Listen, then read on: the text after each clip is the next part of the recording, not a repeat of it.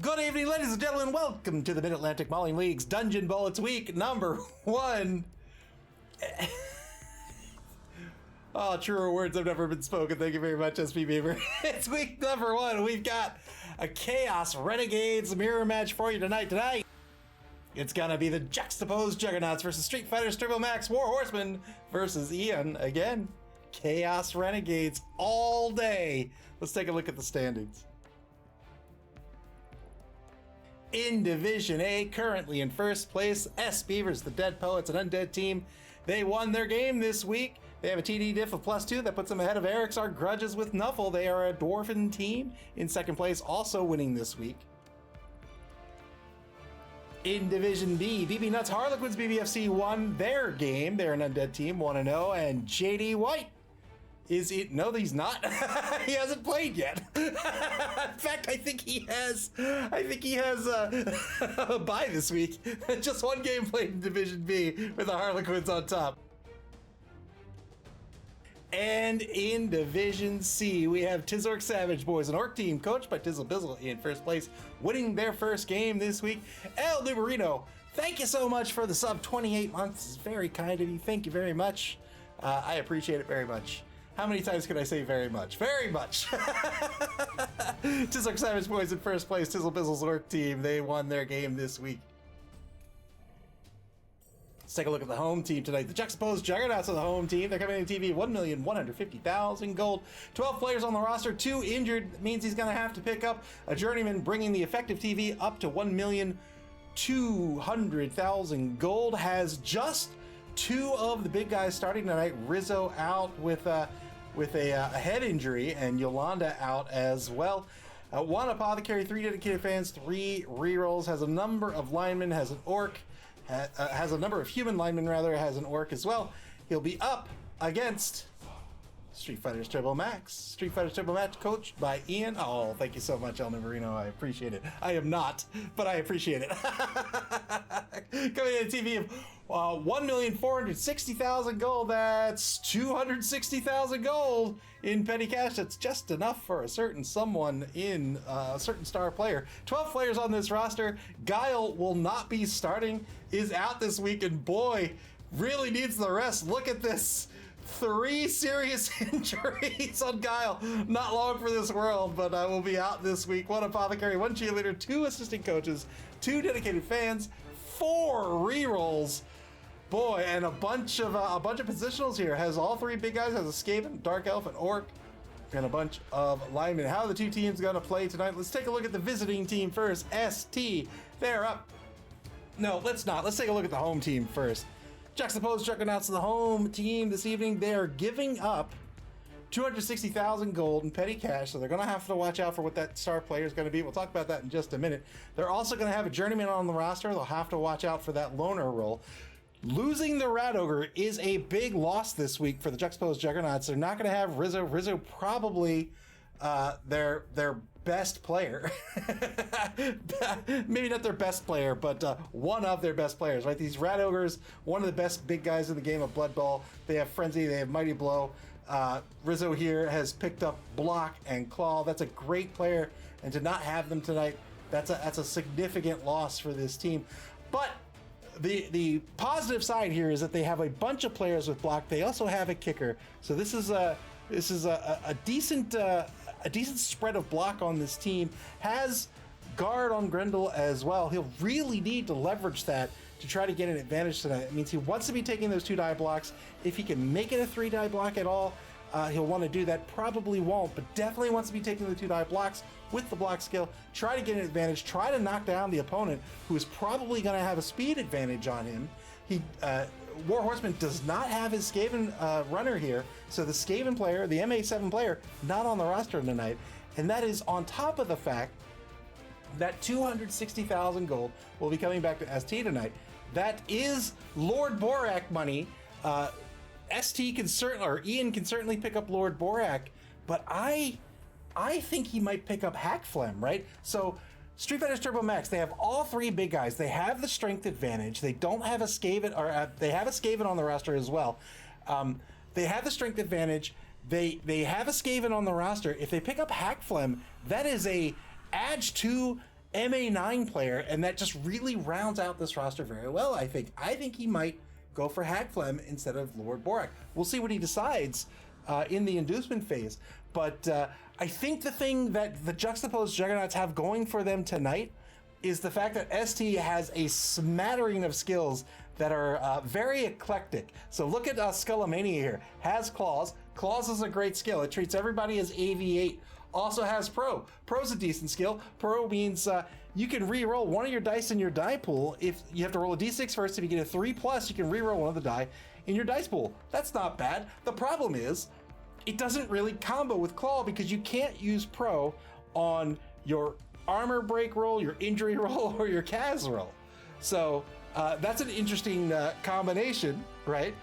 Lord Raptor, by the way, everybody's favorite character from Darkstalkers. Lord Raptor, the human thrower. These renegade human throwers, neat. They're a human thrower. They have the pass skill, cool. They also have a safe pair of hands. That's pretty decent as well to start with. But look at this. They have animosity towards all of their teammates. So that means that Ian might really need to think twice about whether Lord Raptor's going to be the ball carrier or not, because if he does, he might not want to give up the ball to anybody else. Instead, he might give this ball to one of the linemen. He has Ryu with a broken arm. He has block and big hand. That's pretty decent. Vega's great with the blodge skill. He has Ken with block and foul appearance. Ken, it will be a piece to watch out for tonight, I think. Ian is going to want to position Ken in such a way that he can take advantage of foul appearance, and that means he'll want to put Ken in the way, ideally, of the opposing blitzer. If War Horseman declares a blitz on Ken and fails the foul appearance roll, that is it for the blitz. That would be the best case scenario for Ian. But even if he can't get that, just putting Ken in a spot where he's going to get blocked can be very helpful, because that foul appearance roll will have to trigger. He has all three big guys, two of which have Frenzy. The Rat Ogre we've seen go to town time and time again. The Minotaur, I think, not bad at all either. The Ogre, pretty solid, but Guile's out this week, so we're not going to see a thrown teammate. He did pick up Brawler on Zangief, which is not bad. He has Guard, and he has the Poor Man's Block and Brawler. A decent roster. Both coaches have the kick skill as well. I have no idea how they're going to use that. I think if Hagflem is picked up, the Juxtaposed Juggernauts might just kick that ball super deep, or maybe kick it real shallow and go for the onside kick if they have to.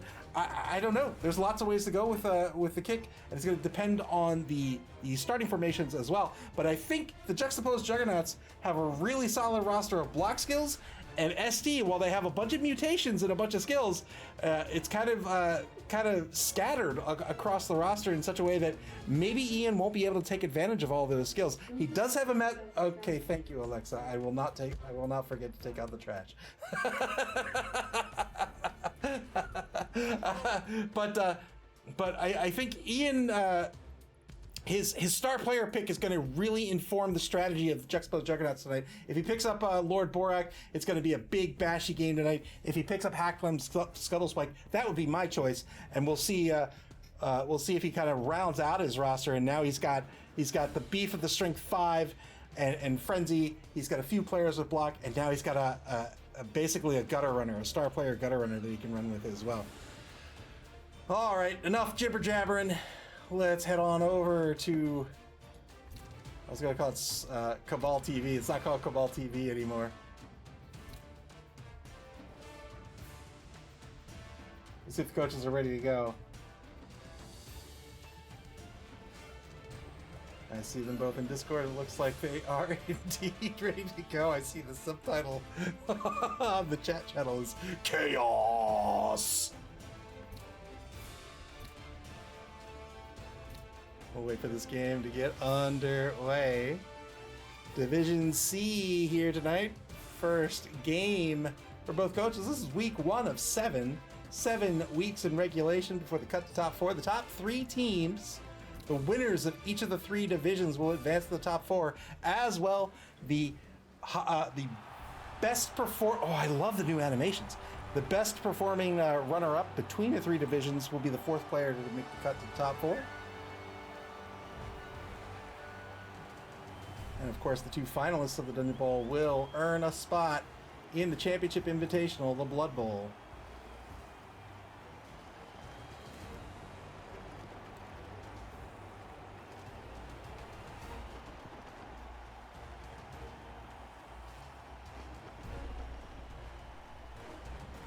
3 big guys. Looks like to be 5 big guys on the pitch tonight.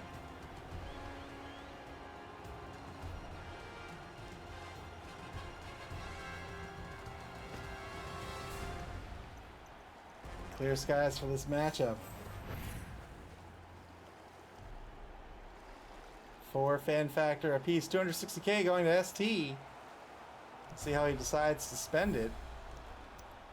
Is it going to be Lord Borak? Or is it going to be Hackflem?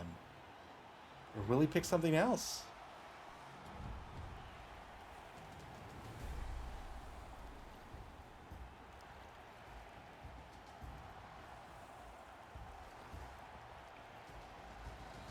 Ian considering his options. Elder Marine says Hackflem and a Bloodweiser Keg. I think that would not be a bad pick at all.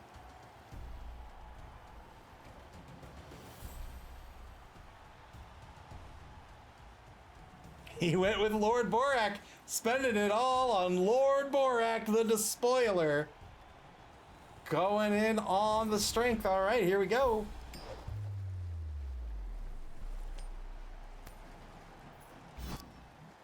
ST wins the coin toss. We'll see what they want to do. They could be on defense to try to win this in the second half, or they can start with the momentum. They are going to start on offense.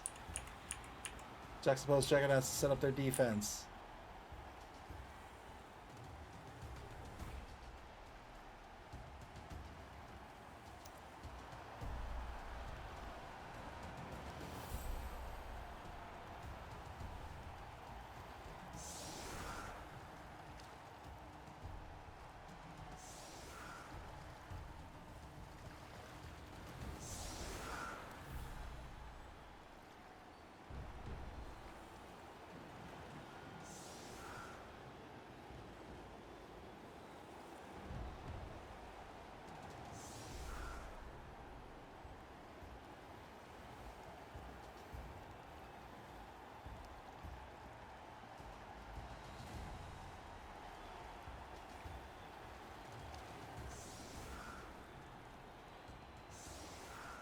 Where's his journeyman? I saw the journeyman on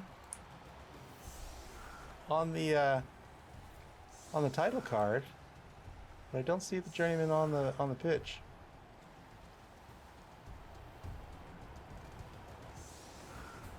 There he is. There he is. Benedict.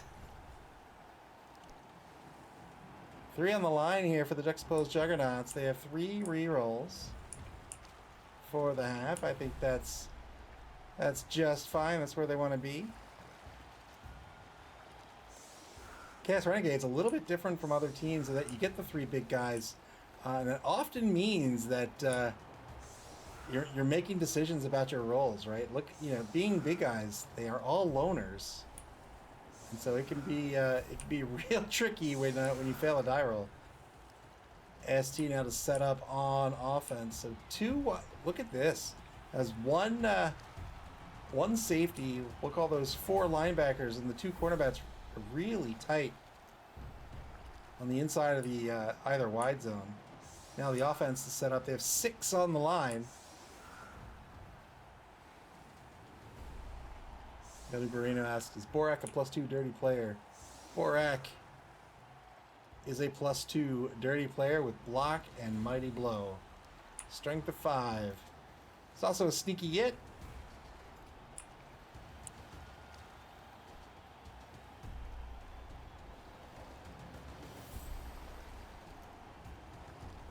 Lord Borak put on the line. He's the right defensive end.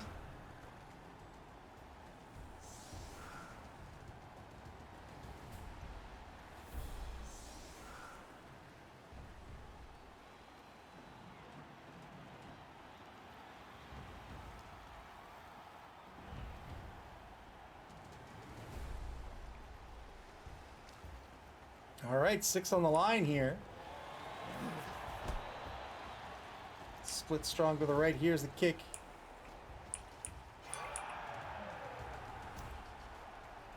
It's a high kick. Middling kick. We'll see who receives it. Maybe Vega. No, it's not. It's going to be Ken. Ken, the MA7 Skaven player number 4 has block and foul appearance. Turn 1 underway.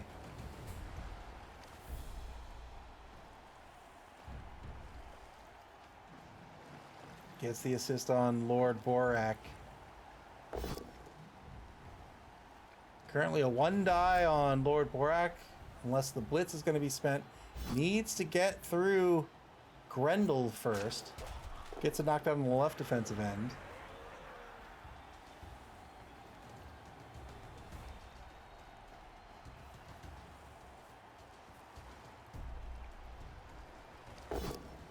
Here's the 2 die on Grendel. Got the pal here.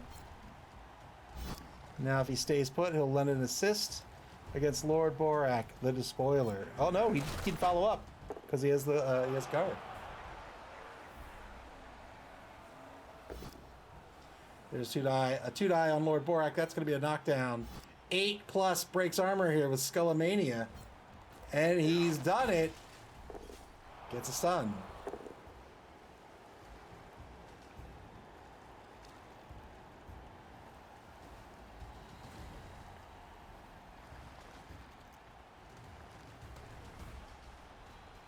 Lord Borak with an AB of 10+, which is solid. But Claw treats it as an 8+.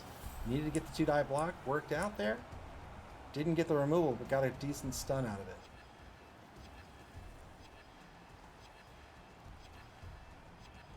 Ball currently on ST's 14-yard line. Now they're advancing forward to their 6.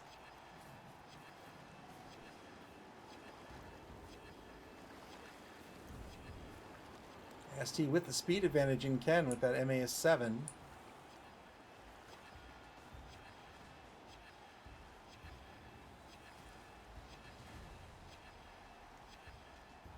ST on the bonus clock. You get 7 minutes 30 seconds in bonus time that you can use after the 2-minute clock is run out, and you can use that for the entire game.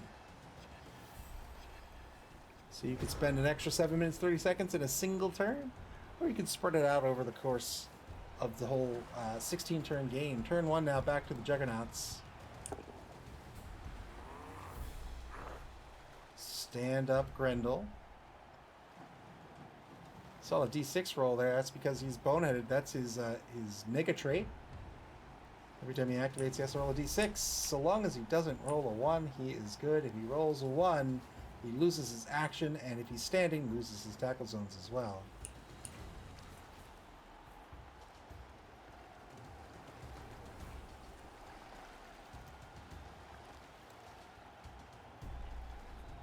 Two marks on Blanca over in the right wide zone. Blanca, the number 6 orc. Rookie orc, no skills. Now takes a mark on Adelbert Legs over in the left wide zone. Takes a mark. That's his own player. Sets up a line over on the left side of the pitch. Here's the blitz with the Minotaur. 3 die blitz. Gets a pow out of this. Has to follow up due to frenzy. Breaks armor. Gets a KO. Well done by the Juxtaposed Juggernauts. 1-man player advantage now. Boot Polish says need more big guys. 5's not enough. Gotta have 6. 2 die block over on the left side of the line. Gets a knockdown here. It's gonna knock Ryu down. Breaks armor again. Gets a stun. Turn 2 now for ST.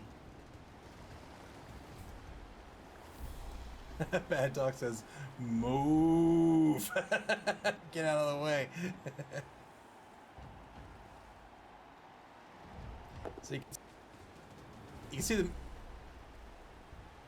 the Minotaur here has this unchanneled fury. That's his nega trait. So long as he is blocking or blitzing, it's pretty good. The nega trait only fails on a 1. Otherwise, it fails on a 4. When it fails, they will lose their action.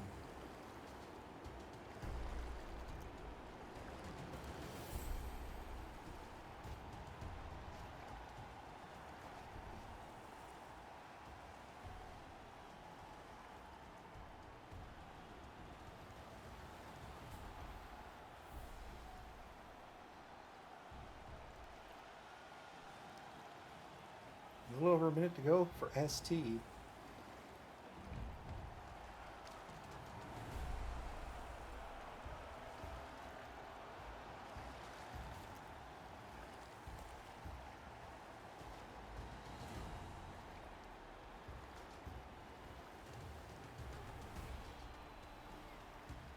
Elden Bruno says picking off the Rat Ogre Babysitter was a good play, I think.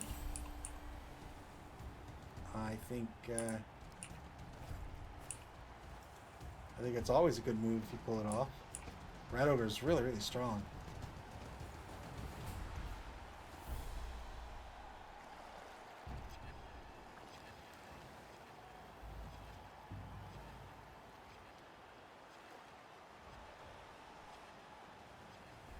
Rat Ogre's a fantastic beast with Frenzy and Mighty Blow.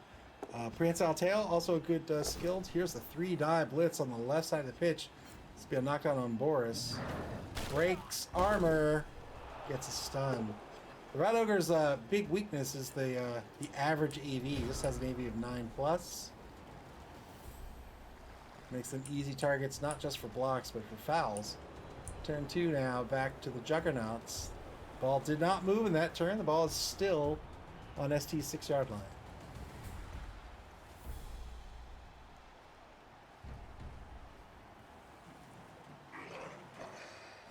So far, both coaches doing a good job of picking out the blocks they want to take and going after them.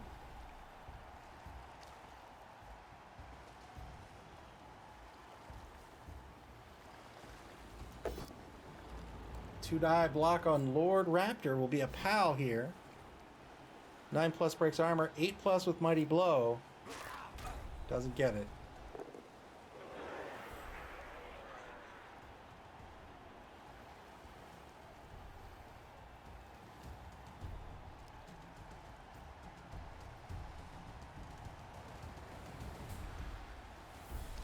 Elder Marino says he needs to get some linemen in there to reduce the risk of a frenzy trap when he hits the Rat Ogre with the Minotaur. Absolutely something to be concerned about. Frenzy, a tricky skill to deal with sometimes.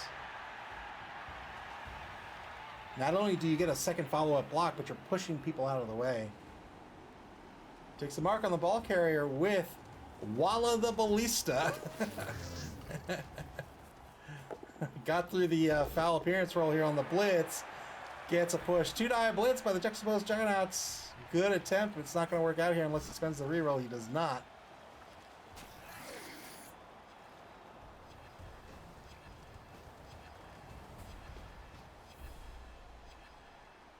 Why does foul appearance sound like a fart? Like, why is that the sound effect? The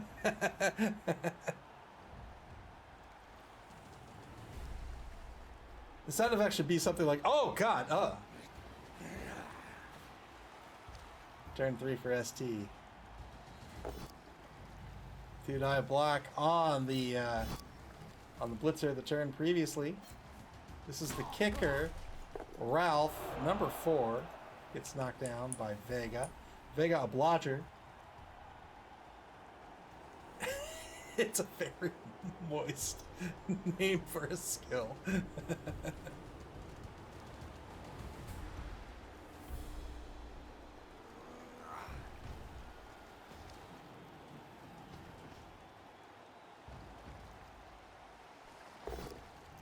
Pretty reserved game so far. This will work out due to the block skill. Ken knocking down Walla the Ballista. No armor break. Ball's going to remain in place on the 6. ST, remember, has the speed advantage.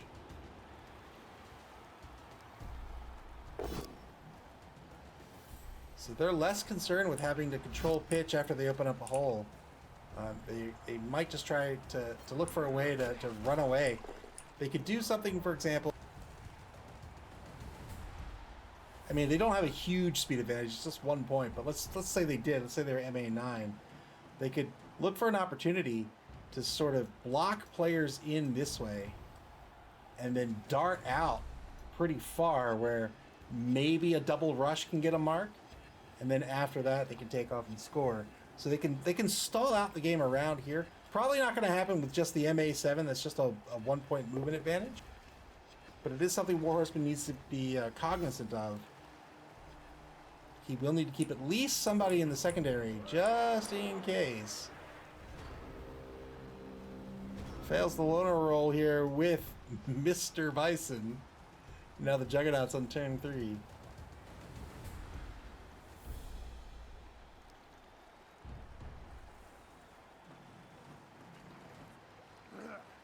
Tried to block Lord Borak, but Lord Borak having none of it.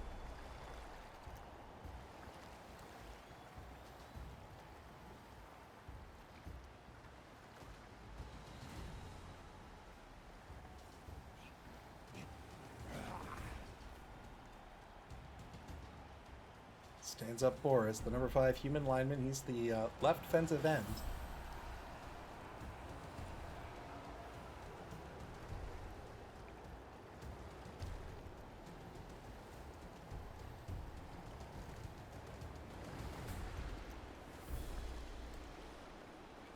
Minute 3 left on the clock. The Juggernauts deciding what they want to do here. Probably looking for a way to go after the ball, but he doesn't need to get super risky here. He can just continue to apply pressure. 2 marks on Fei Long. Is he going to take the blitz here? Wow, going heavy on the pressure here. Needs to be a little careful that he doesn't get... that Ken doesn't run past the defense.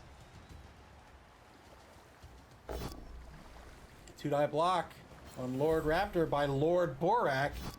He says, I will show you the power of a true lord.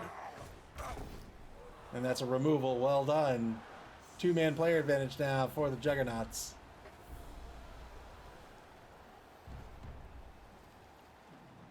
Lord Raptor needed his guitar. That was his problem. And now the blitz on the ball carrier after the rush. The 1-die blitz is a pal. He got it.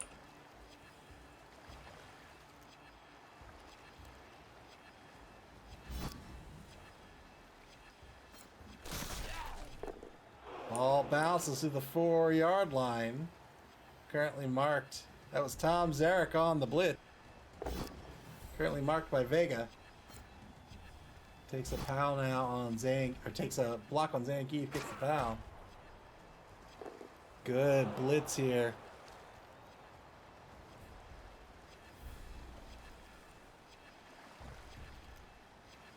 Boot Polish says, I know the rush failure rate is 900%, but what's the percentage when you throw in loner? It's let me do the math. Carry the 6. Divide by pi, rotate around 2i. Yeah, it's 27,363%. That's facts. Turn 4 now for SD.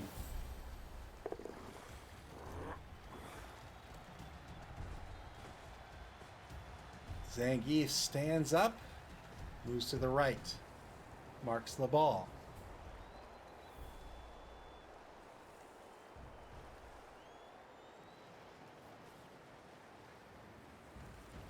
Skullomania moves to the left, marks the ball. Stand up blitz by Ken on Tom Zarek, gets a push. He will not follow up here.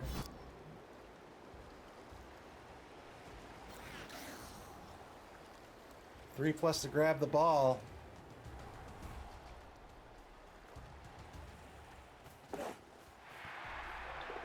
Grabs the ball with Vega instead. Well done. 2+ on the dodge, 2+ on the pickup. And now the ball in the hands of Vega. The number 5 Dark Elf is a blodger, only a pal. Will knock this Dark Elf to the ground.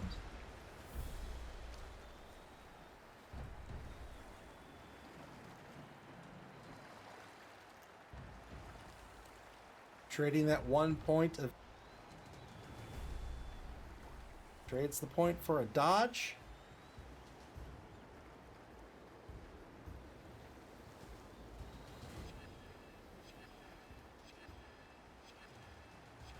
Trying to find somewhere to be safe, but it's not looking good. Heavy pressure by the Juggernauts here. 1 die block gets a pal here. He needed this. Gets a pal on Ralph. Final turn of the first quarter coming up. Juxtaposed Juggernauts continue their heavy defensive pressure. Ball has yet to cross the line of scrimmage.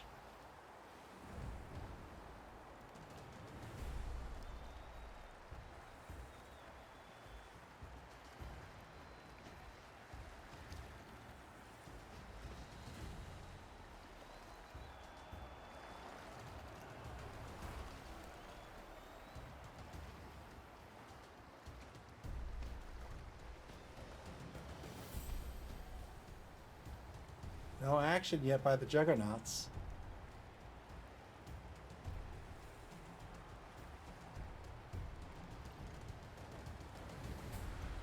Taking their time to plan out their turn. You have 2 minutes. Why not spend it?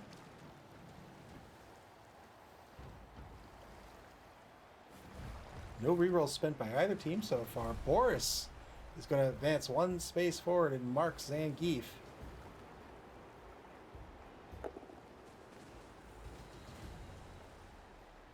Grendel moves forward as well.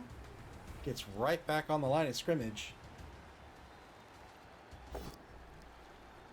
2-die block on the left side of the line against Fei Long. This will be a knockdown.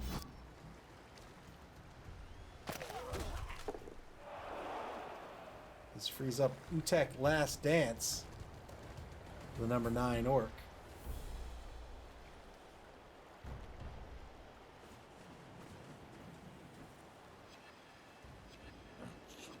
Can I just say, by the way, just a little sidebar.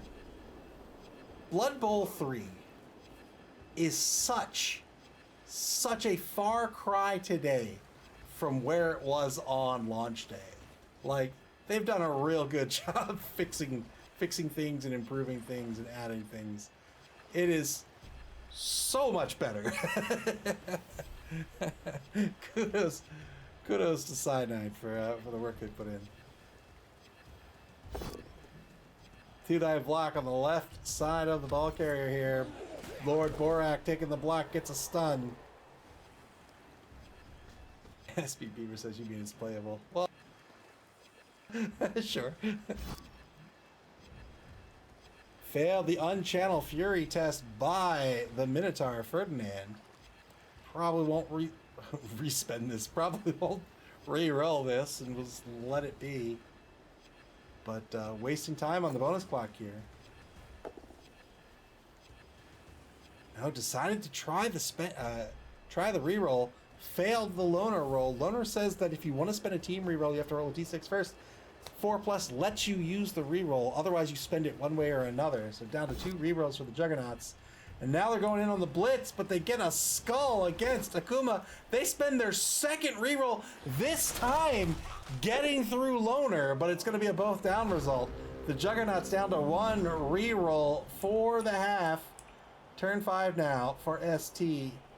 Second quarter begins. They've made a lot of improvements. They should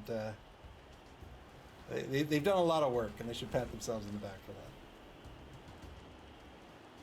that. I am absolutely certain. I don't work there. I don't know anybody that works there, but I am absolutely certain that the release date was probably not their decision. I am sure the publisher said it's releasing on this day, no matter what the state of the game is.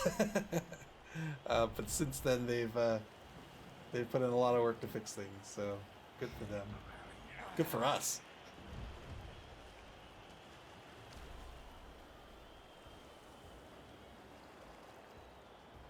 Yeah, that's right.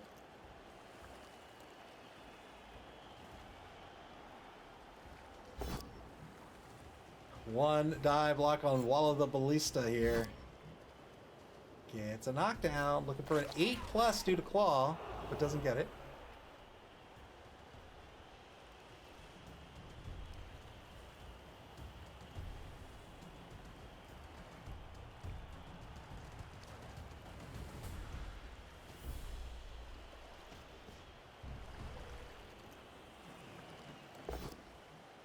Two-die block on Tom Zarek gets a push. Spends the reroll, gets a pal here. Down to 2 rerolls for S. Looking to knock down Tom Zarek. Needs a 9+ to break armor.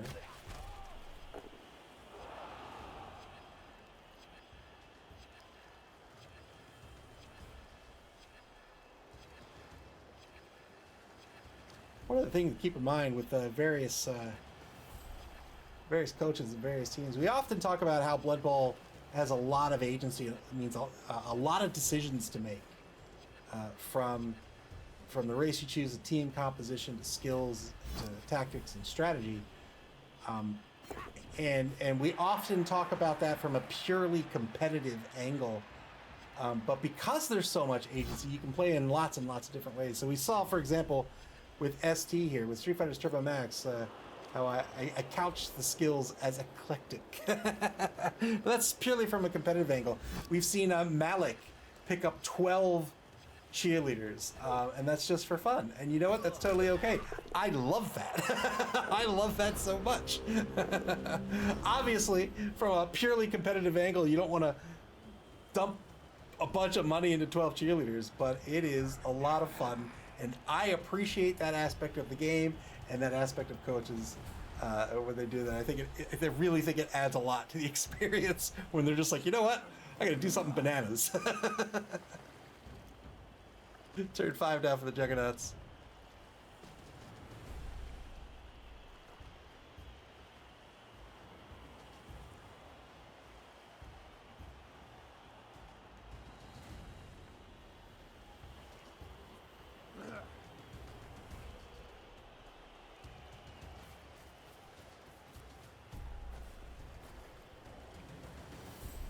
Continuing this heavy pressure, Vega now marking, Ralph now marking Vega, the ball carrier, has to be a little careful. Although I've been saying that turn after turn, that he has somebody to cover the backfield. Lord Porak's going to move up and take a mark on Ken. Master the mummy dodge and you could win it all. Oh man, when Kemri is added to the game, I tell you what, Master Kemri, you Master Kemri, I will honestly, if when Kemri's added, if somebody wins a tournament with Kemri, I will legitimately have a physical trophy made and send it to you.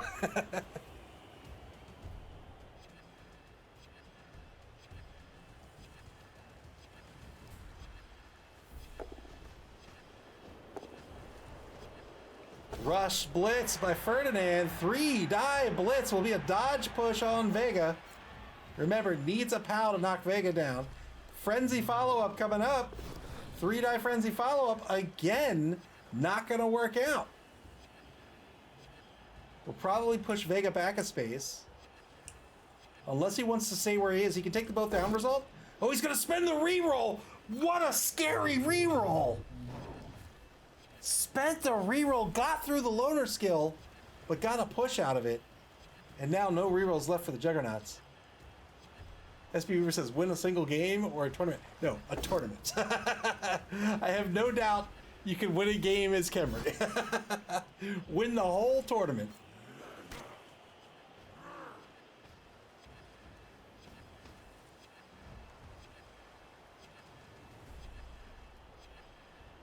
Yeah, they are,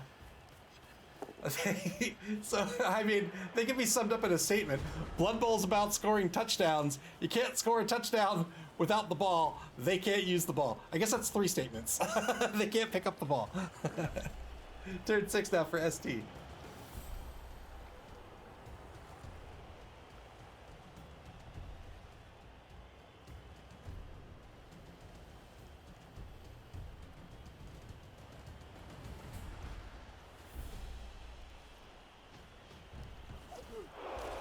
Oh no! Tries to dodge away Vega! Oppo's gonna be spent, but that's gonna be a turnover. Failed the dodge.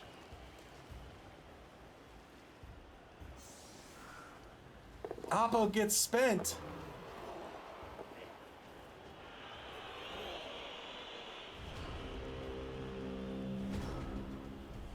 Big loss by ST. Vega the Blodger out. Thankfully, the Apothecary saved him. He'll be back in he's back in the reserve box. Will be back for the next drive, but now the ball scatters to the 8-yard line. Turn 6 for the Juggernauts. This oppressive defense has been working out very well for the Juggernauts. SB Beaver says, can we force all winners of a tournament to play as Kemri next season? Pretty sure I read the rules somewhere. Well, Gary Mike says, shocked he used the Apothecary for that. Yeah, he wanted to keep Vega alive and healthy. Spent it and worked out. Boot polish is the fate all elves should have.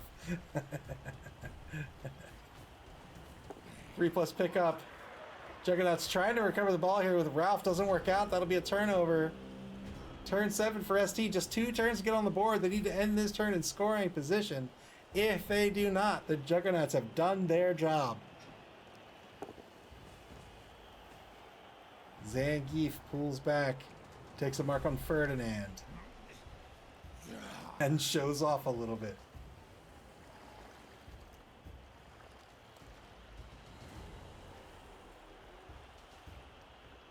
Honestly, I don't know what Ian's doing with Zangief. Zangief should just SPD Ferdinand. If he could do that, he'll come out on top.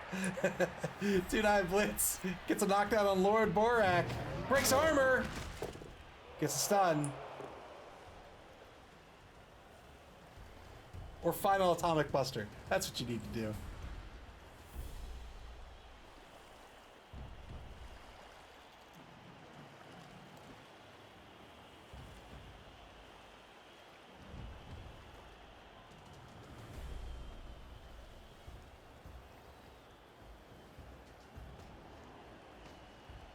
Oh, or Street Fighter 4 Green Hand. Green Hand has been a completely pointless move, except in Street Fighter 4. Well, I guess the Street Fighter 2 was okay for movement, but it was just kind of stupid. 40 seconds on the clock for ST.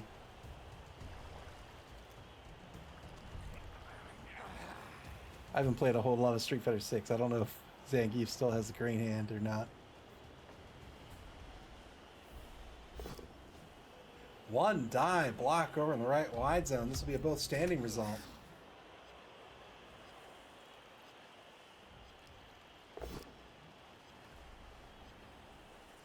ST finding themselves on the wrong side of the ball. Breaks armor here. Street Fighter's Turbo Max in the purple and gold. Turn 7 for the Juggernauts. I think that is it. Street Fighter's Turbo Max will not score. And now the Juggernauts with 2 turns to try to score. They can absolutely do it.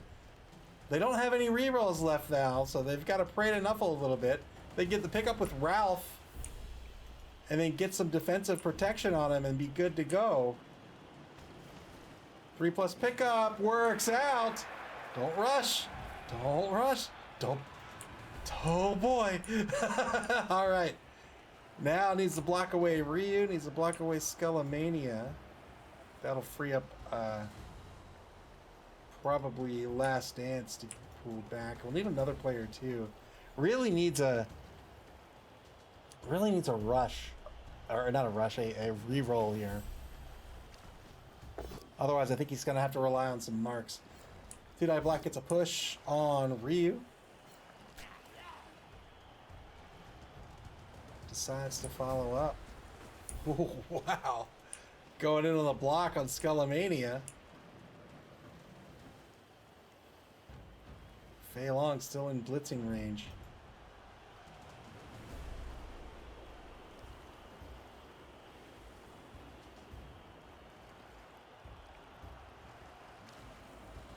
Elder Arena says potentially surf Ian Skaven. Yeah, you can get a block here and then you get the Frenzy Blitz. 2-die block with Grendel is up. How on Dawson? No armor break on Sin.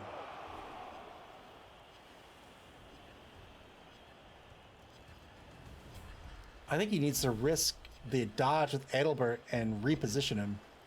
Let's see. 1, 2, 3, 4, 5, 6. Maybe here. I guess you don't that when you get the knockdown. 1-die block gets the oh my goodness!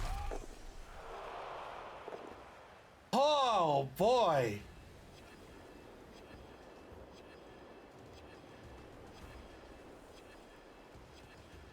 Fei Long's Rekka, no match for Adelbert Legs.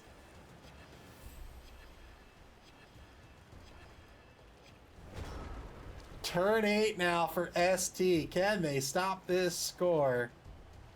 They really, really want to stop the score because they are going to be on defense in the second half. They don't want to be in a position where they potentially go down 2-0. Two-die block on Benedict, the journeyman, gets a POW.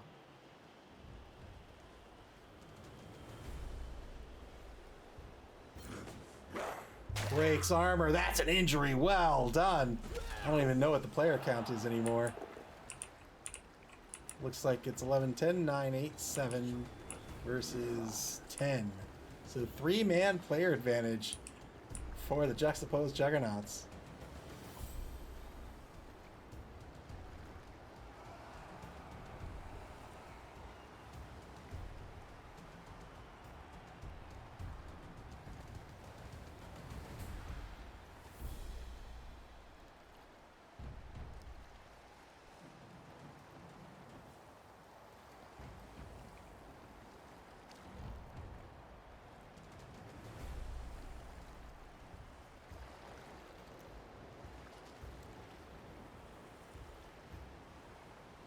.44 seconds left on the clock.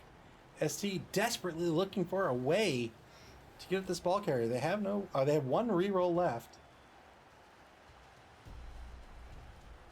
The Juggernauts have done a fantastic job of just positioning the. Wah!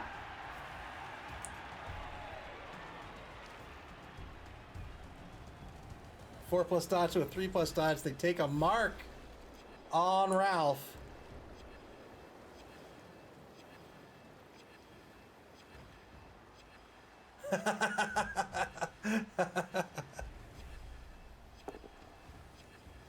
No, blitz. 2-die blitz on Iker. Gets Iker? Gets PAL. Breaks armor. Gets KO. Well done. 2-man player advantage. I'm sorry. I'm sorry. No. 5-man player advantage.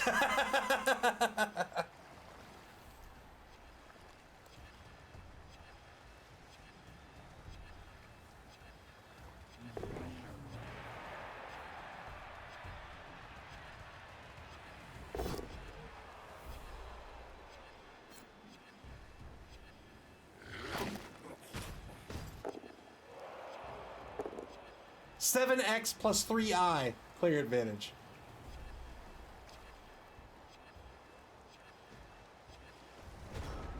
Turn 8 for the Juggernauts. I have to wager that Last Dance will come in for the assist. And a 2-die blitz by Ralph on Skullomania. There it is. Can he make it any safer? He cannot. 2-die blitz by Ralph to score. We'll see.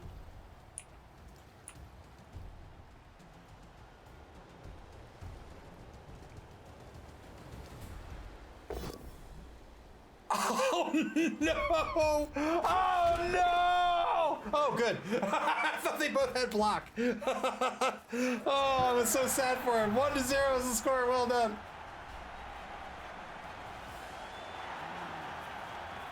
Excellent defense by the Juxtaposed Juggernauts. Absolutely oppressive. Did a fantastic job of applying pressure. Did a fantastic job of repositioning his pieces so that they were where he needed them to be. Was able to recover and score. Very well done. And now the Juggernauts will be on offense to start the second half of the game.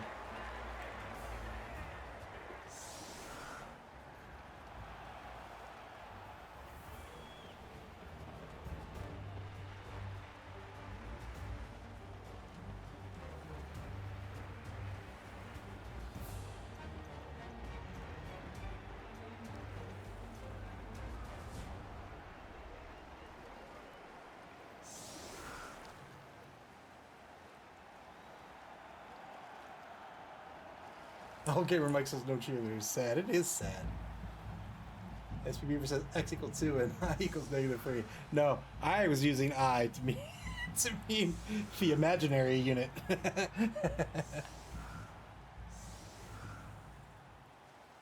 Just 8 players on the pitch for the second half here. Did not get back 2 KOs. I think that's going to be 11, right? 8, 9, 10. It's going to be 10. 10 v8, a 2-man player advantage for the Juggernauts. They are up 1-0.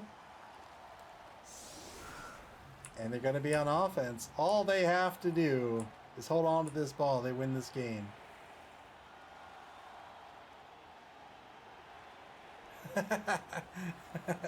That's right. I agree, old gamer Mike. Or we hold a cheerleading competition where we vote on the best cheerleader squads, and whoever wins gets an extra 10 points.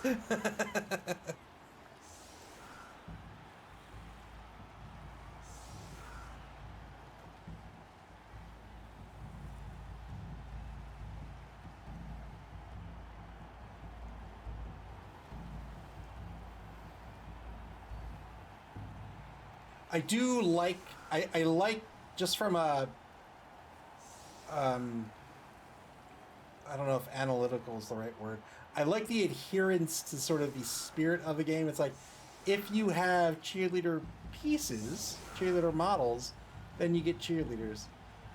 The problem is cheerleaders are fun to have, and are, in my opinion, generally worthless. So you don't tend to see them too often.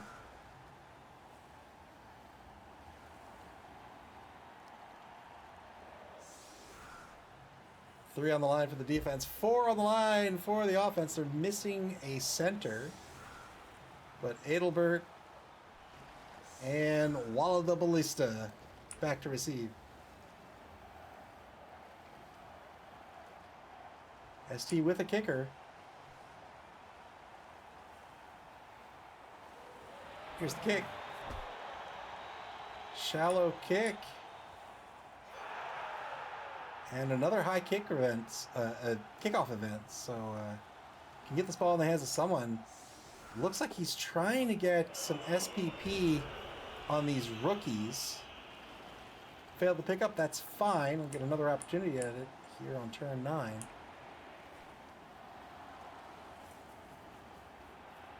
Yeah, so I would argue, old gamer Mike says, I like to have 1 to 3. The kickoff events with them can be game changing. I can see the argument, definitely more so in the old rules than now, since cheerleaders and coach assistants work differently. But and cheerleaders don't give you the reroll anymore.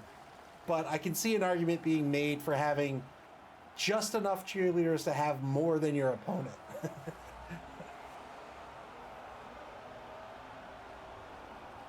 SBRS, how about 12? That's what real ballers do. That's what heroes do.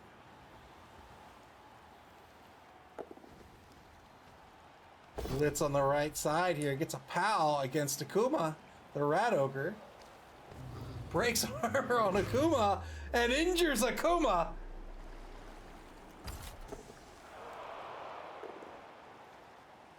Akuma, of course, generally has the lowest hit points in the game of Street Fighter.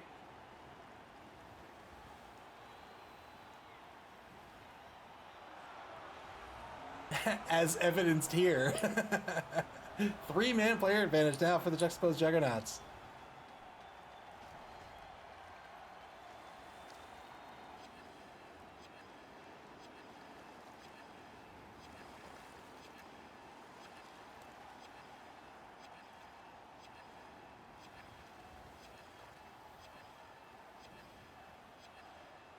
Juggernauts with 5 seconds left on the clock. They have taken blocks, but haven't really secured the ball. They've taken steps to get tackle zones between players, and that's fine. Now they're going for the ball pickup. They failed the pickup. Spend the reroll. They're down to 2 rerolls for the game, and they're going to advance the ball forward to the 2-yard line. Holy moly. 1 die block against Mr. Bison. They're going to get a knockdown. Juggernauts showing no fear. And why would they? They are a murder machine. 4-man player advantage for the Juggernauts.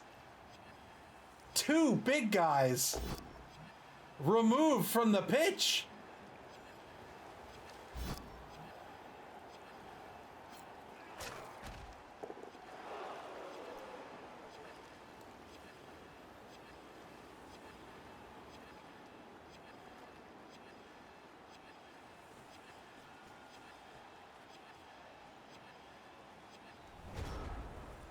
Turn 9 for ST. Boy. They still have Vega the Blodger. They still have Zangief. Zangief is prone.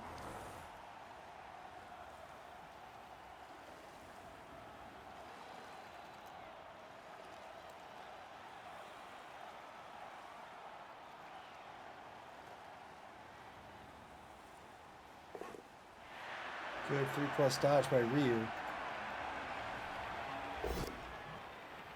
Gets the assist for the 2-die block against Utek. Gets a push. Surprised he didn't push him to the side here and go for a second block. Looks like he wanted to free up Dawson. 2-die blitz now on Grendel. Gets a knockdown. 8+ breaks armor. El Nubarino. Oh, thank you, El Nubarino. I appreciate it.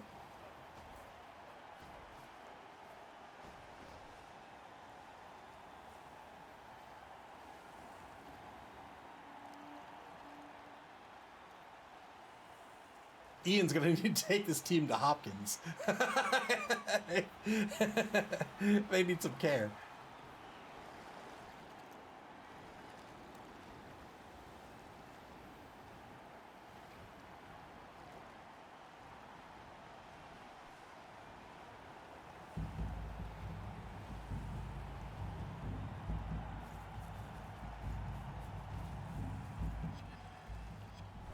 Oh, I love looking at people's teams. I bet you your team looks fabulous. Turn 10 now for the Juggernauts.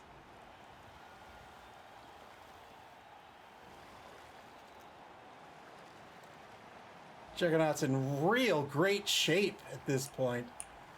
Might start to think about caging up. Just a standard 4-point cage. They've got a significant player advantage. They are in the lead. The players they have left are of higher value than the opponent. It looks like that's exactly what he's going to do. He's going to cage up on the 6-yard line.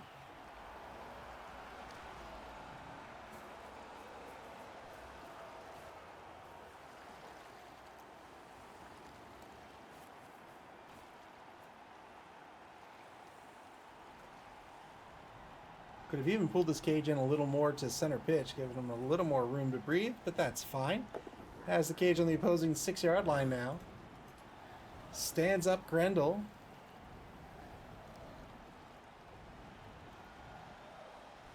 Oh, I hope he blitzes with Ferdinand. Well, he didn't have to blitz. He can block.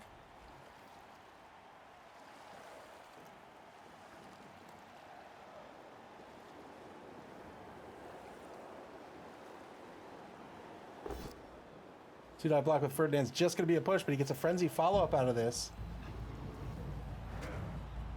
Two-die frenzy follow-up. Gets a knockdown. Gets a knockdown. No armor break, though.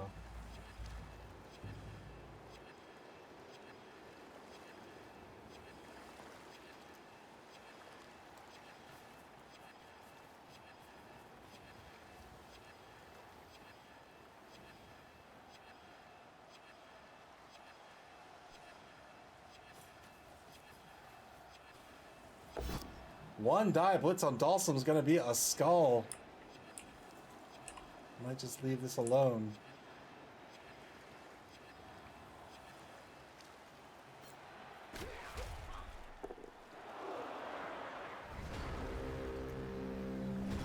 Took the one die blitz, left it alone, kept his reroll. I think that's fine.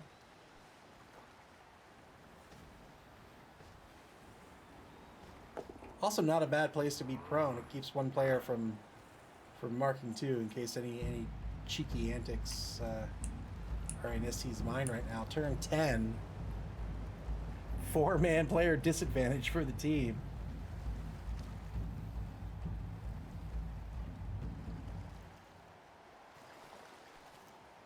4 rerolls. He's... Oh boy, if only you could cash in a reroll for like a D8 or something.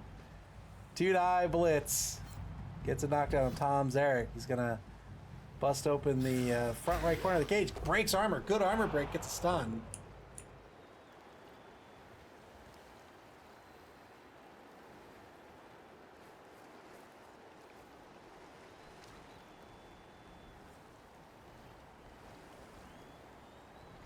ST continuing to fight in this game.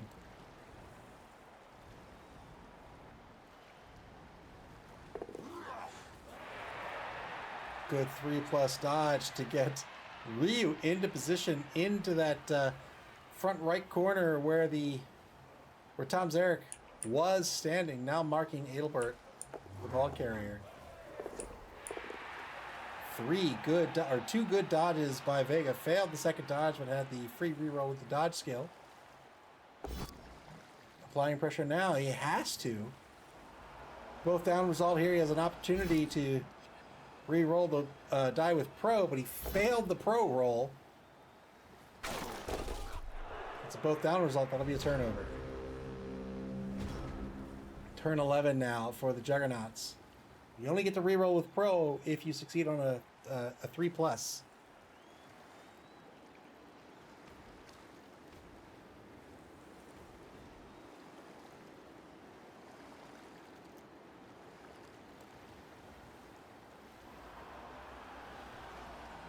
I think you stand up Boris. I think you blitz Ryu. Maybe reposition your cage. Big guys are always tricky because they're all loners. So you really don't want to hinge. You don't want to hinge your turn on big guy actions at the beginning of the turn. Yes, indeed. Standing up Boris. Going ahead, taking the mark on Ken instead. Might be trying to blitz Ken.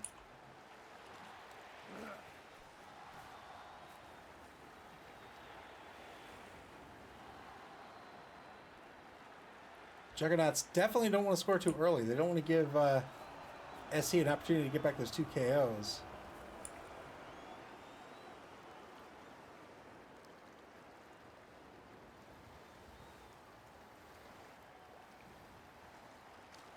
Possible 2-die blitz with the ball carrier.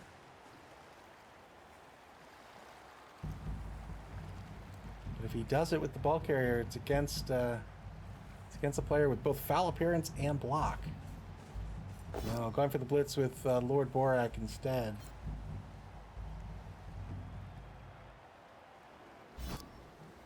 He's going to push the ball carrier out to the left. Good chain push here.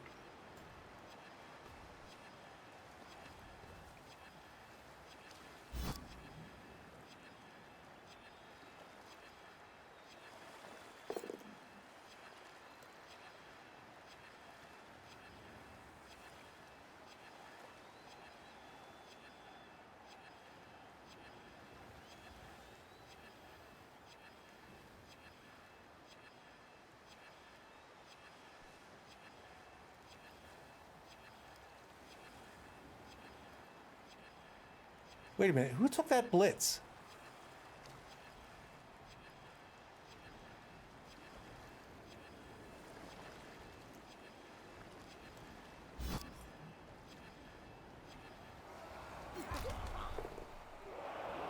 Oh no, failed the dodge, and now the ball's gonna bounce back into bounds, trying to dodge the ball carrier away. I thought Lord Borak was on ST's team.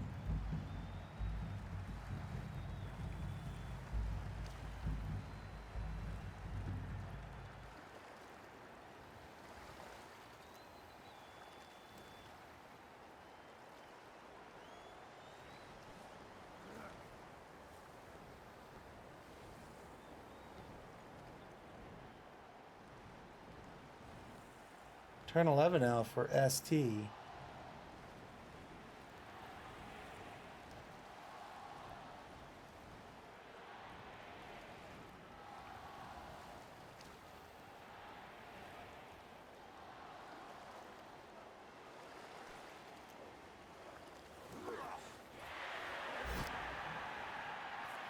No, because the Juggernauts were at 1200, and ST was at 1460.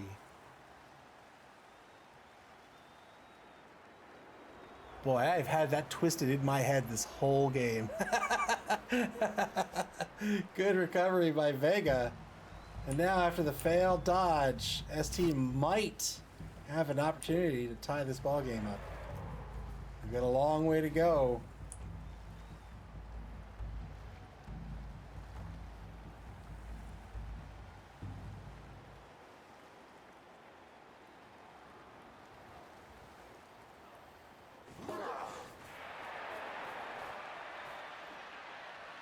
Ryu shows Adelbert how to dodge. Good 3+ dodge. Get some tackle zones between Vega and the opposing team. 2-die block on Ferdinand. Light Brawler. Yeah, Brawler's still might take the both down result. He's going to go with the push instead. He's going to go for a frenzy follow-up here.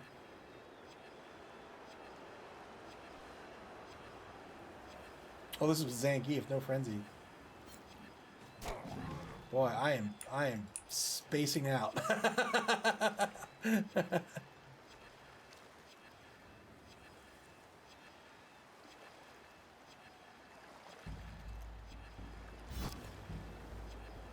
"50-50 dodge fails into a stun on the kicker. Dawson on the ground. Turn 12 now for the Juggernauts. They have a significant player advantage, but they need to try to recover this ball. They are on the wrong side of the pitch, and the ball is in the hands of Vega. Fastest player on the pitch. No, Ken's on the pitch with an MA of 7. Second fastest player on the pitch, but perhaps the scariest player as a ball carrier, as he is a blodger.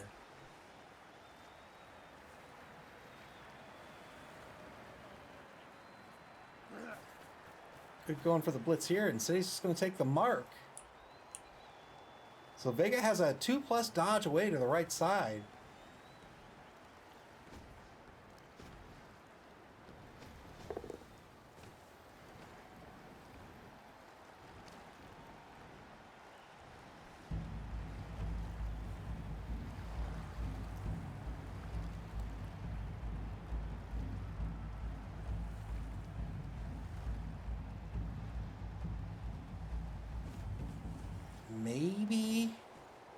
Maybe he blitzes Zangief.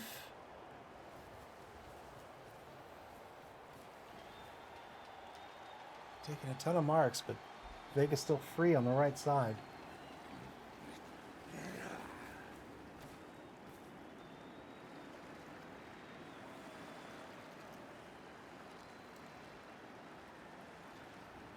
That answers so many questions. I thought all game long that Lord Borak was on ST's team. I was like, how did the Juggernauts get a 12th man?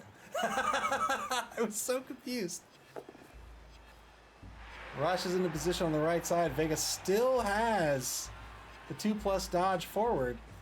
And now the blitz with Lord Borak. 3-die blitz, gets a pal. Oh, pushes him into that gap.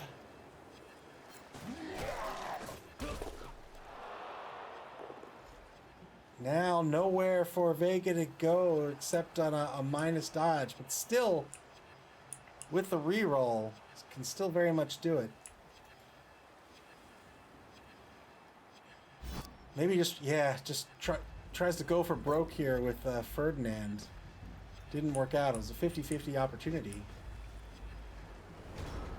Turn 12 now, final turn of the third quarter. ST with the ball on their own 12-yard line. They're down 0-1. They have 2 rerolls remaining. A significant player deficit on the pitch right now. But if they can tie this game, Ian will certainly have every reason to pat himself on the back.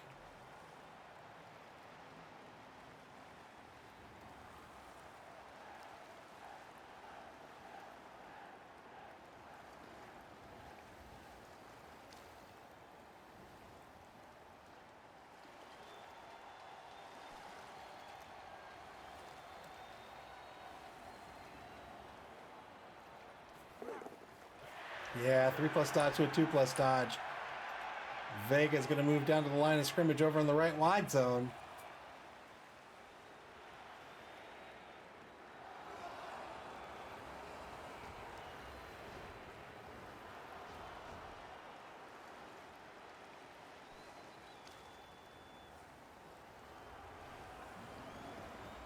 ST absolutely relying on Blodge here at this point.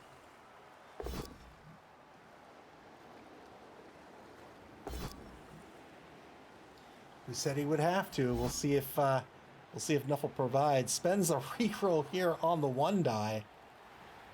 Gets a push.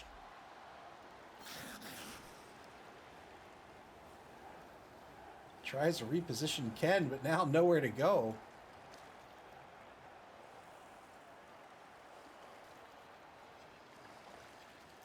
Try the 3+ dodge, perhaps. That's 1, 2, 3, 4. Nope. It's going to take a mark on Ralph instead. He knows that Vega is going to be the target of the blitz in this upcoming turn. Good knockdown on Grendel on the 1-die block. This is going to tie up Ferdinand as well. And the problem with Ferdinand is he's a frenzy player, so even if he blitzes, let's say he blitzes Zangief, he is going to have to follow up.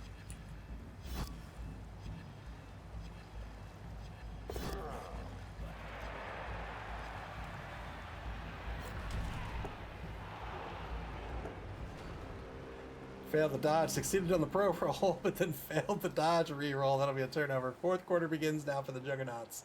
They've got to shut down Vega.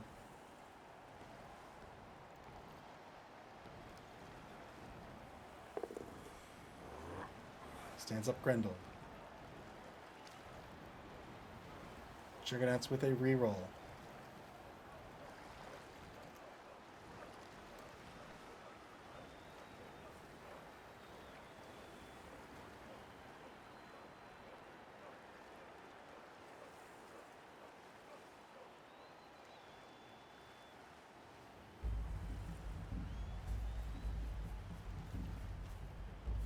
Oh no, he's taking.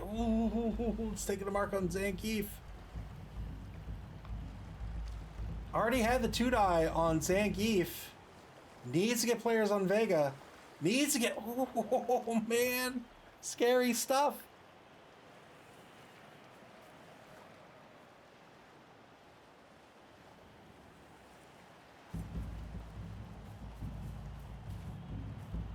Pulls back Adelbert to play some defense in the backfield now.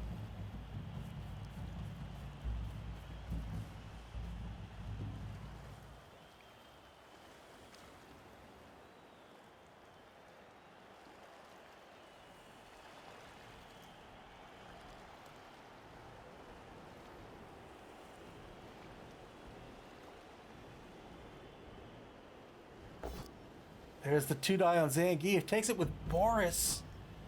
Gets a push. This is going to free up Lord Borak. And Ferdinand still has his blitz. Rushes Lord Borak into position. He's going to have to take the blitz with Ferdinand now. This is what he wanted to do. Good positioning with Ferdinand. 3-die blitz.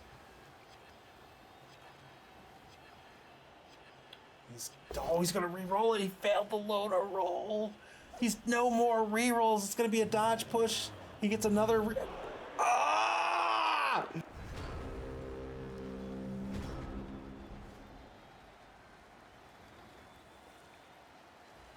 Took the blitz from the front because he wanted to get the push backwards, but that was a rush on the follow-up. He spent the re-roll to try to get the knockdown on that first block. It didn't work out. Didn't get through the loader roll.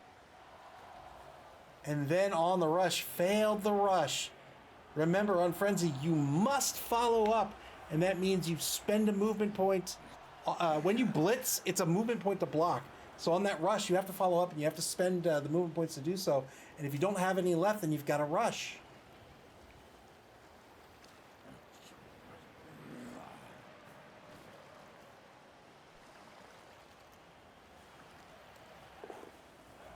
Vega gracefully dodges out of the way, rushes down to the opposing 10-yard line.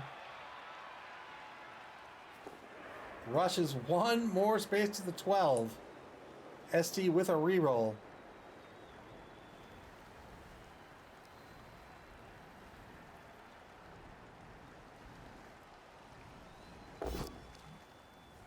Two-die block against Tom Zarek will be a pal. Looking for a 9+ here.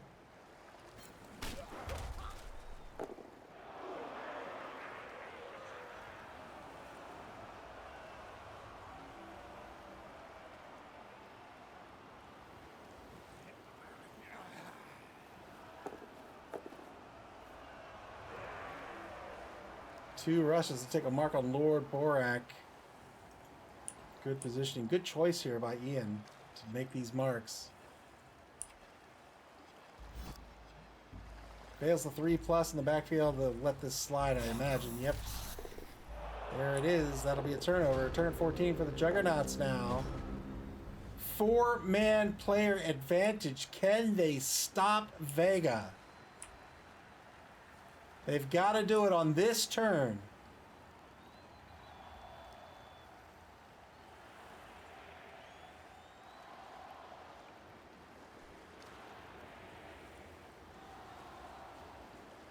There's a mark.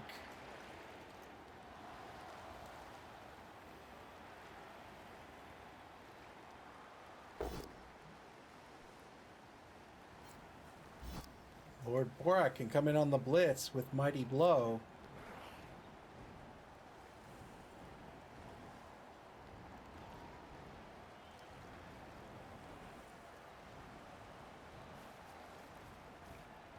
Good positioning of Adelbert. Might have positioned him maybe over here if he's going to come in with Lord Borak on this side, but this is fine.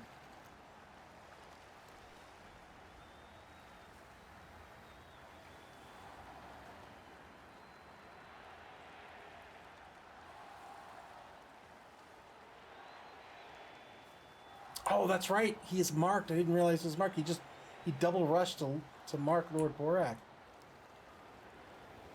Still, I don't know if he has much of a choice. Was it a 50-50? It's a 3+. 3+ dodge.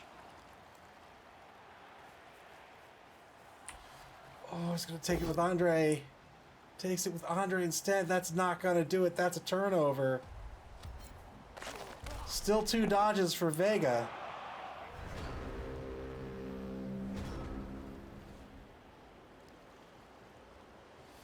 Oh, I think I still would have taken the blitz with Lord Borak with the block skill.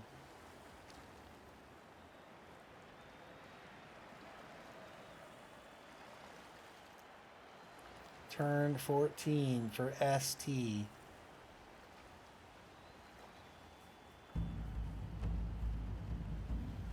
One reroll remaining. A 3+ dodge to a 2+ dodge. 1, 2, 3, 4, 5, 6, and a rush.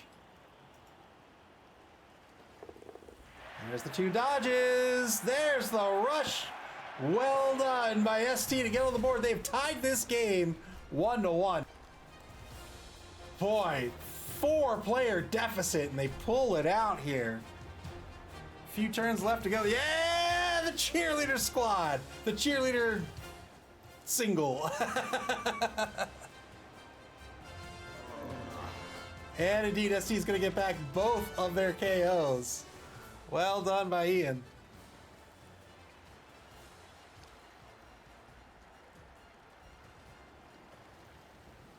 ST on defense yet again, and they're going to have 8 yet again.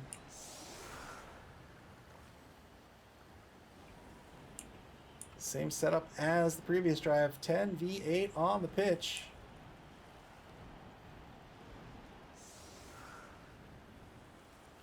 Boopah says that Apothecary save was 3D Blood Bowl. Got Vega back, worked out. Nobody back to receive for the Juxtaposed Juggernauts. With a kicker, I imagine this will be a deep kick for ST.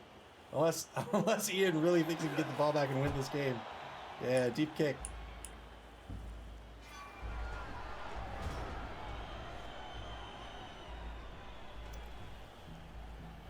The officious ref is going to knock out Ryu, or is going to stun Ryu. He says, I don't like you. I don't like zoners. I don't like fireballs. Get off the pitch. I don't like you. Ball kick to the opposing 16-yard line. The Juggernauts taking blocks on the line. Get the knockdown with Grendel. No armor break.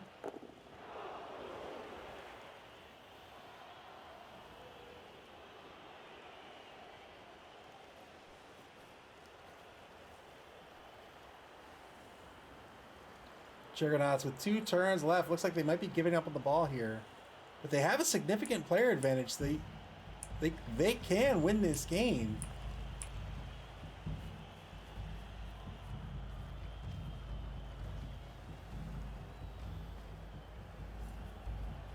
Yeah, they're relegating themselves to the tie.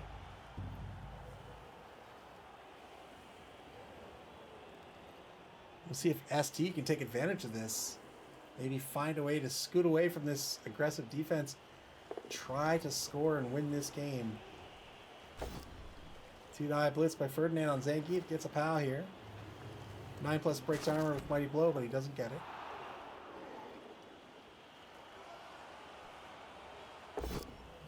Three-die block now against Lord Raptor. Gets a pal. 8+ with Mighty Blow. Again, doesn't get it.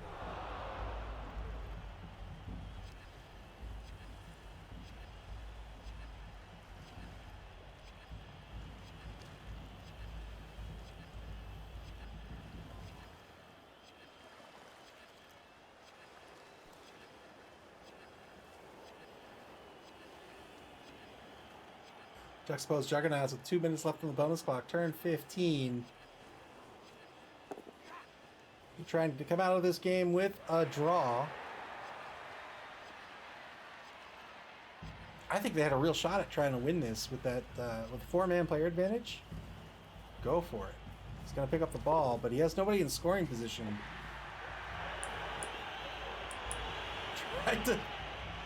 Tried to pass the ball. Didn't work out. The ball's going to scatter to the 22. Turn 15 for ST now.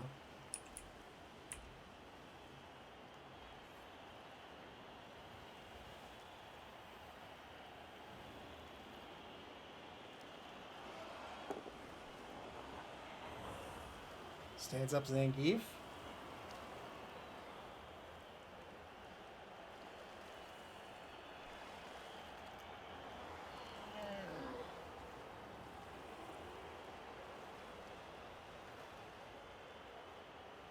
I mean, does he have the range to get to anybody that can score?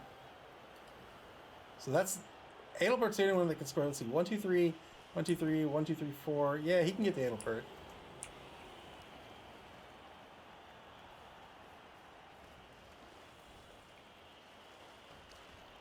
Can he do it from back here? Let's see.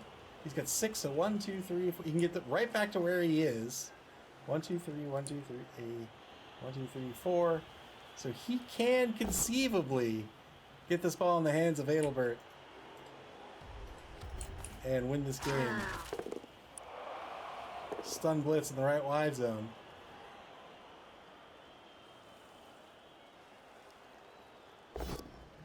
Two-die block on Walla the Ballista. Another armor break. Gets a stun.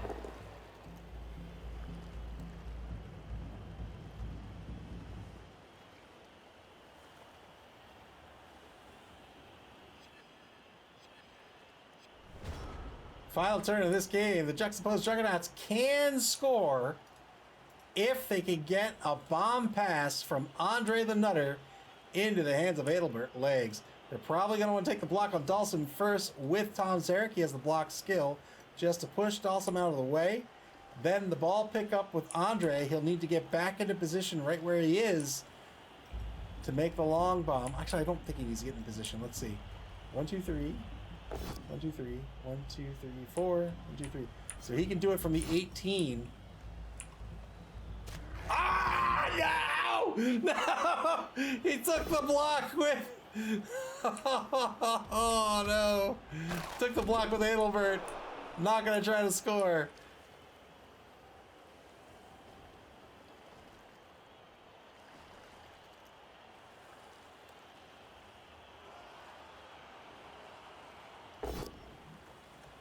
Gonna take some blocks for some SPP. This game's gonna end in a 1-1 draw.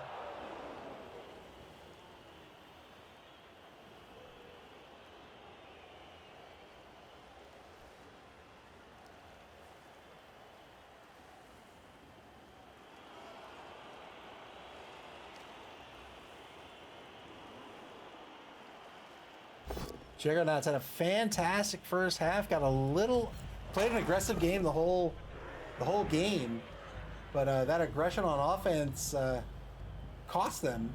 They had a significant player advantage. End up losing the ball. Ball got in the hands of that very tough Dark Elf Vega, the blodger. Vega was able to get away and score and tie this ball game.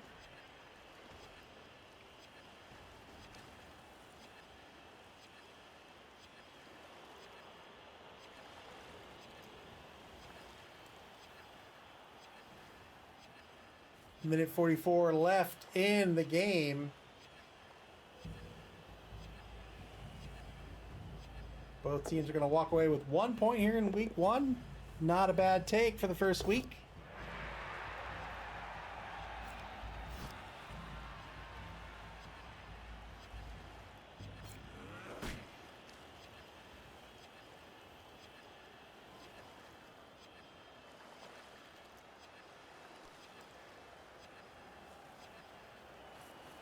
Looking for a pass for some SPP. There's the pickup. Ah, the pass wouldn't have worked out anyway, but good try. Good try by the Juggernauts. That's the game, 1-1. Oh, I'm sorry. The Juggernauts were on offense. ST gets a turn left.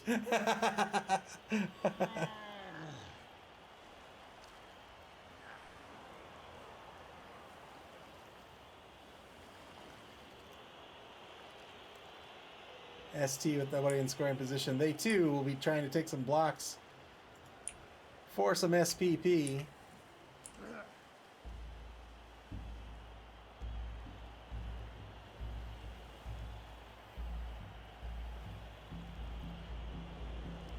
New players to the game usually, well, I shouldn't say usually, but often new players to the game will spend these final turns where they know they're out. They just kind of do crazy stuff, or they're like, game's over, I'll just do some wacky stuff.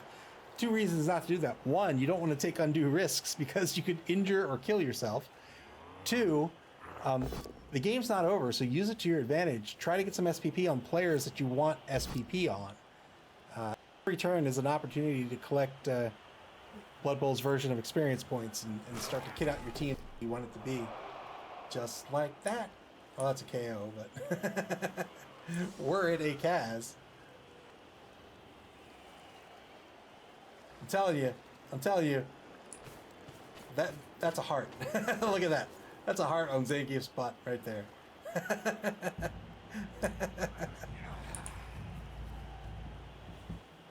That's the game. 1-1 will be the final. Well done by both coaches.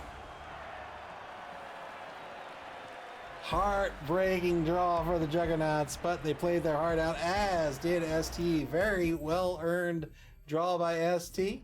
Congratulations again to both coaches. They're going to walk away with a draw. That's 1 point here in week 1.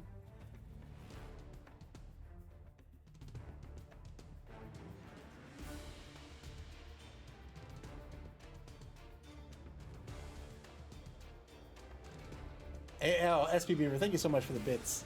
That will move both teams into second place in Division C. Again, congratulations to both coaches. That was a fun match to watch. Always fun to watch 2 Renegade teams and a whole bunch of big guys go at it on the pitch.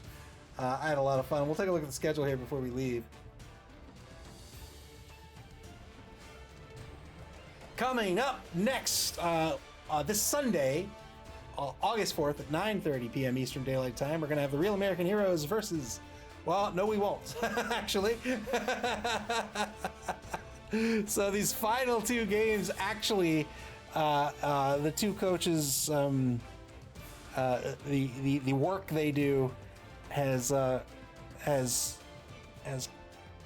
called them up, so to speak, and they've got some very important work to do. So they're definitely going to miss these. Well, I know Chime was trying to reschedule the game for Friday, and if it is, it won't be aired. But otherwise, these coaches are definitely going to miss these scheduled games. They may actually end up missing the whole week. We'll see. That their extensions are going to be. We're going to use their extensions on behalf of them, since they will be away doing the very important work they do. But regardless, if they don't play, it will be 9 days from August 5th. So there'll be a little bit of a break here before we get into week 2. Each team gets 3 3-day extensions, so that'll be 9 days for extension in this week. That'll bring us to August 14th. So it looks like we're going to have about a week off, but after that, week 2 will begin.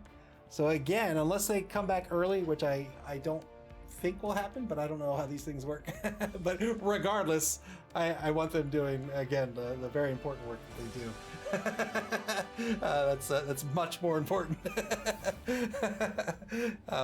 But anyway, it looks like we're looking at about a week off, so we will probably get week 2 started around August 14th. But whenever it gets started, you'll be able to check out our schedules and be alerted to those schedules on our website at maml.club. That's maml.club, here on Twitch or on our social media pages on Blue Sky, Twitter, and Facebook. You can also watch previous games on our YouTube channel. Play Blood Bowl, man. This game's so much fun. This game's so much fun. Where else can you have a Minotaur beating up on Zangief? You can play Blood Bowl via Blood Bowl 3 on Steam, the Epic Game Store, PlayStation and Xbox, and in tabletop form at your friendly local game store. Until week 2, everyone, take care, everybody, and enjoy the rest of your Thursday. Enjoy the rest of your week.